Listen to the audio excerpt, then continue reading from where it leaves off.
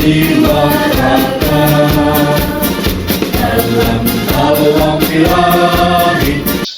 Bismillahirrahmanirrahim. Assalamualaikum warahmatullahi wabarakatuh. Rekan-rekan mahasiswa yang berbahagia, di dalam kesempatan ini di sesi keempat pada analisis struktur, kita akan membahas tentang beban hidup atau level pada struktur bangunan gedung. Dan pembahasan kita pada kesempatan ini diantaranya pertama adalah tentang definisi beban hidup atau level atau LL, ya, tentang beban hidup atap dan reduksi beban hidup serta beban hidup per faktor. Kemudian selanjutnya kita akan bahas tentang bagaimana cara menghitung beban hidup pada suatu struktur bangunan, baik beban hidup lantai maupun beban hidup atap. Selanjutnya kita akan bahas tentang reduksi beban hidup, yang kemudian kita akan lanjutkan ke pembahasan tentang beban hidup per faktor. Nah, ini adalah dasar-dasar di antara dasar-dasar untuk kita menghitung beban hidup. Ya, kita bisa mengacu RSNI 21727 2019 atau kita juga bisa mengacu ke SKBI 353/1987. Demikian itu adalah tentang definisi tentang latar belakang atau tentang beban hidup atau level, gitu ya. Nah, selanjutnya bagaimana cara kita menghitung beban hidup yang dimaksud? Nah, kita akan berikan studi kasus sebuah gambar struktur bangunan gedung, yang kemudian berdasarkan gambar tersebut kita akan hitung berapa beban hidup dan bagaimana cara menghitung beban hidup ini. Kita lihat tabel ini, ada keterangan ya dan ada keterangan tidak. Ini maksudnya yang keterangan ya artinya ini boleh direduksi, ya, tetapi jelas tadi ada ketentuannya. Kemudian yang ada kata tidak, ini artinya tidak boleh direduksi. Jika rumus yang dipergunakan dalam analisis struktur yang dipergunakan adalah kilogram, ya, maka beban hidup apabila kita awalnya menghitung menggunakan RSNI kilonewton, maka dikonversi ke kilogram atau sebaliknya bangunan. Selanjutnya tentu kita perlu paham bagaimana cara menghitung beban hidup pada struktur bangunan, ya. Langkah-langkahnya adalah seperti yang saya gambarkan di sini. Contoh kasus beban hidup lantai gedung sekolah kampus, misalkan dicontohkan gambarnya adalah seperti ini, ya. Nah, ini gambar denahnya dengan ukuran panjangnya 20 meter, kemudian lebarnya 15 meter, kemudian gambar strukturnya masing-masing lantai tingginya 3,6 meter, dan bagaimana menentukan atau menghitung beban hidup pada gambar ini berdasarkan RSNI 21727 dan berdasarkan KBI. Bagaimana cara menghitung bangunan? Tapi logika sederhananya dari gambar tadi, kita cukup menghitung luas bangunan, luas lantai bangunan, dan kemudian dikali beban minimum. Contoh tadi adalah untuk bangunan sekolah atau ruang kuliah. Ya, bagaimana cara menghitungnya? Nah, penyelesaian studi kasus tadi, cara menghitung beban hidup atau L atau level atau LL pada gedung sekolah atau kampus, ya, contoh di sini. Ini saya uraikan. Gambar detail strukturnya adalah ada gambar 1 dan gambar 2. Kemudian identifikasi peruntukan bangunannya kita sudah ketahui dalam studi kasus ini adalah untuk gedung sekolah, ruang kelas. Maka beban hidup per meter persegi berdasarkan RSNI 17217 adalah 1,92 kN per meter persegi. Sedangkan berdasarkan SKBI ini adalah 250 kg per meter persegi. Oke. Kemudian ini uraian 1 sampai dengan 7 ini adalah langkah-langkah yang saya sampaikan. Langkah keempat, Kemudian langkah ketiga adalah identifikasi luas lantai bangunan. Oke.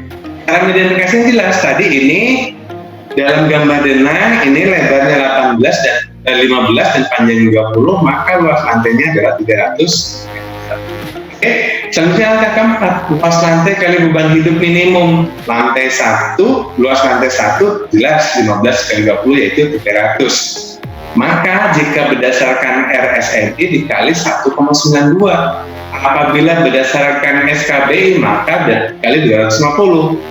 Kalau SKBI satuannya kilogram per meter persegi, kalau RSNI adalah kilogram per meter persegi. Maka berdasarkan RSNI luas lantai 1 itu dengan 300 meter persegi dikali 1,92 maka 576 kg per meter persegi. Ini beban lantai 1. Kemudian beban lantai 2 berarti 300 kali 250 atau 75.000 kg per meter persegi. Nah ini selanjutnya seperti itu, lantai 2, lantai 3, lantai 4, lantai 5. Lantai kita telah mencoba menghitung beban hidup yang diperlukan pada suatu bangunan gedung, ya, berdasarkan RSNI 2 tahun 2018 itu beban hidup yang diperhitungkan untuk bangunan sekolah, ruang kelas itu 1,92 ton. Kemudian berdasarkan SKBI 250 kg per meter persegi, ya. Nah sekarang bagaimana logikanya? Kenapa harus 1,92 kg per meter persegi yang diperhitungkan atau berdasarkan SKBI? Kenapa harus 250 kg per meter persegi? Mari kita logikakan. Itu adalah logika, ya, bagaimana SNI menentukan bahwa beban hidup minimum yang diperhitungkan pada sekolah atau ruang kelas atau ruang kuliah itu 250 kg per meter persegi. Logikanya adalah seperti penjelasan yang barusan kita simak bersama-sama. Oke, selanjutnya kita akan bahas tentang beban hidup atap. Ya, bagaimana beban hidup atap, bagaimana cara memperhitungkannya, mengapa atap harus memperhitungkan beban hidup dan sebagainya. Mari kita simak, coba saya materinya. Demikian adalah cara definisi juga cara menghitung beban hidup atap, mengapa kita perlu memperhitungkan beban hidup atap dan sebagainya. Sekarang kita lanjutkan tentang reduksi beban hidup, ya, bagaimana mereduksi beban hidup gitu ya. Oke, saya share dulu materinya supaya lebih jelas dalam memahaminya. Demikian adalah tentang reduksi beban hidup. Selanjutnya kita akan membahas tentang faktor pembebanan atau beban hidup terfaktor. Bagaimana cara menghitungnya? Walaupun sebelumnya kita telah bahas di sesi kedua, sesi ketiga tentang faktor pembebanan, tapi dalam studi kasus ini coba kita praktekkan bagaimana faktor pembebanan beban hidup. Oke, kita share materinya. Bagaimana kekuatan suatu struktur itu, baik fondasinya maupun kolomnya. Contoh dari studi kasus gambar kita dalam materi-materi ini dan materi sebelumnya, kita perlu meninjau dari gambar yang kita buat dalam studi kasus ini, mampukah menerima beban yang seperti kita praktekkan menghitung beban matinya, beban hidupnya, beban hidup atapnya. Selanjutnya kita akan coba menganalisis, mampukah kolom menahan beban itu, ya, yang kemudian karena kita belum membuat studi kasus detail fondasi, maka selanjutnya dalam pembahasan selanjutnya akan kita coba buat rencana fondasi yang kemudian kita akan evaluasi apakah fondasi, kolom dan lain sebagainya akan mampu menahan beban-beban rencana, ya. Walaupun hitungan pembebanan pada kesempatan ini belum secara seutuhnya, masih ada beban angin, beban hujan, serta beban gempa. Saat ini baru kita menghitung beban mati dan beban hidup serta beban hidup atap. Oke, dalam kesempatan ini di sesi keempat ini pembahasan kita, semoga apa yang kita sampaikan, apa yang kita bahas bersama bermanfaat untuk kita semua dan semoga ini bisa dipahami dan dimengerti. Kurang lebihnya mohon dimaafkan. Kemudian saya akhiri. Billahi taufiq wal hidayah. Walakum minkum. Wassalamualaikum warahmatullahi wabarakatuh.